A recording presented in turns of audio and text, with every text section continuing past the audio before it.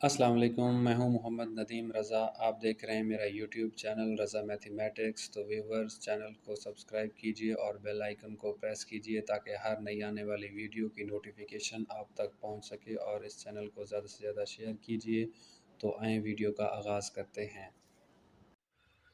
बिस्मिल्लाहिर्रहमानिर्रहीम। Chapter number 3 है कि लोगार्थम।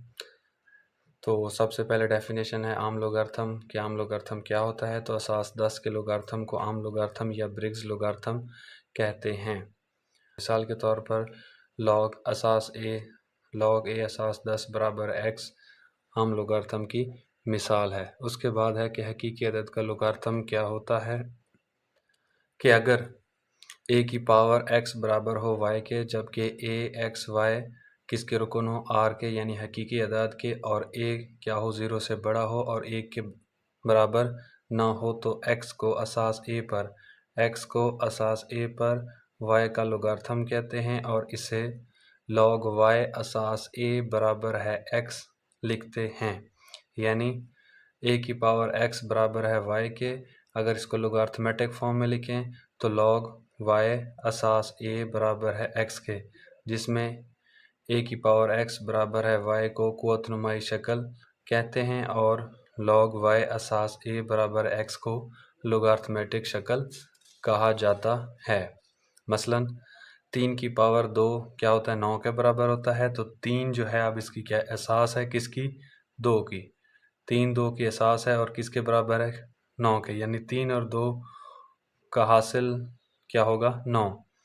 इसी तरह लोगार्थमेटिक फॉर्म में log 9 असास 3 बराबर है 2 के, तो ये इसकी क्या कहलाएगी, लोगार्थमेटिक फॉर्म। यानी log y असास a बराबर x के, इसकी ये क्या कहलाएगी, लोगार्थमेटिक शक्ल। हकीकी अदाद के लोगार्थम को समझने के लिए मिसाल ले लेते हैं। तो मिसाल नंबर 3 है कि log 2 असास 4 की कीमत मालूम कीजिए। तो फ़र्ज़ कर लेते हैं कि log 2 असास 4 किसके बराबर है, अदद x के।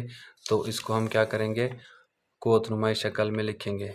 कुव्वत नुमाई शक्ल में लिखने से तो इसकी कुव्वत नुमाई शक्ल क्या होगी, 4 की पावर x किसके बराबर आ जाएगा, 2 के, यानी ये इसकी लोगार्थमेटिक फॉर्म है और ये इसकी क्या है, कुव्वत नुमाई फॉर्म।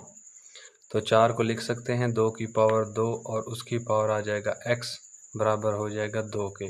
अब दोनों पावरें हैं तो दोनों पावरें क्या हो जाएंगी, आपस में मल्टीप्लाई। तो 2 की पावर 2x बराबर है 1 के। अब 2 की पावर 2 का मतलब 2 की पावर 1। अब दोनों की क्या है, असास एक जैसी है, तो पावरें भी क्या होंगी, आपस में बराबर। तो इसका मतलब ये हुआ कि 2x बराबर हो गया 1 के, यानी इसकी असास और 1 की असास दोनों एक जैसी, तो कुव्वतें भी आपस में इक्वल हो जाएंगी। तो यहाँ से x की कीमत आ जाएगी 1/2।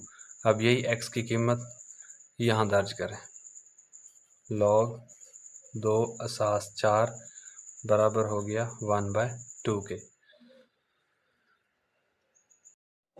लोगार्थम का खासा की डेफिनेशन है कि किसी अदद के लोगार्थम के सही अददी हिस्से को लोगार्थम का खासा कहते हैं। मिसाल के तौर पर log 2.213 में 2 जो है हमारे पास इसका सही अददी हिस्सा है और 213 इसका कसरी हिस्सा है। तो log 2.213 में जो खासा होगा वो होगा 2। तो इसी तरह किसी अदद के लोगार्थम के सही अददी हिस्से को लोगार्थम का खासा कहेंगे।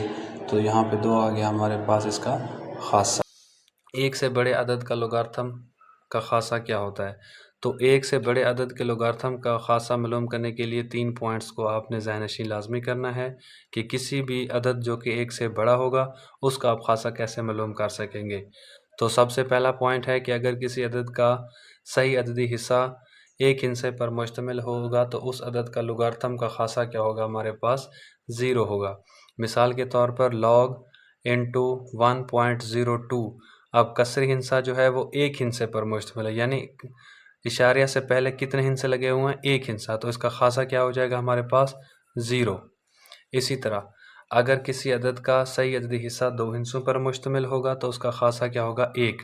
अब ये हमारे पास log 99.9 है। ये हिस्से कितने हैं? 2। तो इसका खासा क्या हो जाएगा हमारे पास? 1। इसी तरह अगर किसी अदद का सही अददी हिस्सा 3 हिस्सों पर मुश्तमिल होगा तो उसका खासा कितना होगा? 2।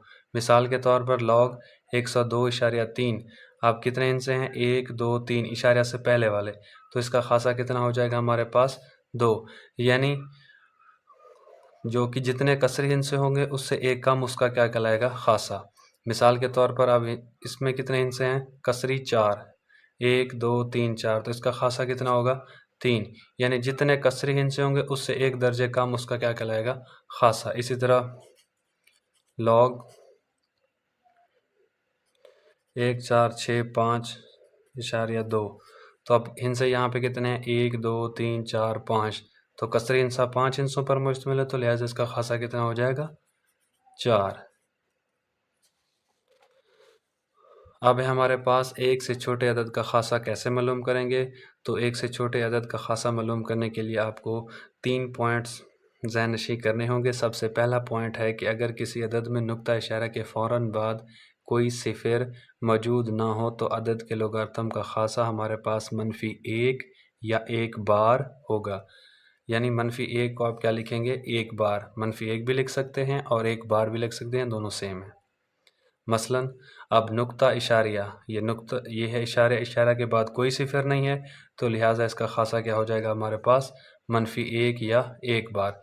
इसी तरह अगर नुक्ता इशारा के फ़ौरन बाद एक सिफर मौजूद होगा तो अदद का खासा हमारे पास क्या हो जाएगा? -2। यानी ज़ीरो इशारा के बाद हमने ज़ीरो गिनने हैं, तो इशारे के बाद यहाँ पे एक ज़ीरो है, तो इसका खासा कितना हो जाएगा? -2 या 2 बार। इसी तरह अगर किसी अदद में नुक्ता इशारा के बाद 2 सिफर मौजूद हों तो अदद के लोगारिथम का खासा कितना होगा? -3 या 3 बार। तो कितने सिफर हैं इशारा के बाद? ये हमारे इशारे आ गया। 1, 2, 2 सिफर हैं, तो इसका खासा कितना हो जाएगा? -3।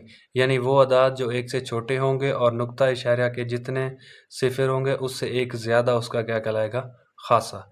इसी तरह नुक्ता इशारा के बाद 3 सिफर हैं, तो इसके बाद क्या खासा आ जाएगा हमारे पास? -4 या 4 बार। अगर 4 सिफर होते तो हमारा खासा आ जाता 5, अगर 5 सिफर आ जाते तो खासा आ जाता 6, इसी तरह एंड सो ऑन।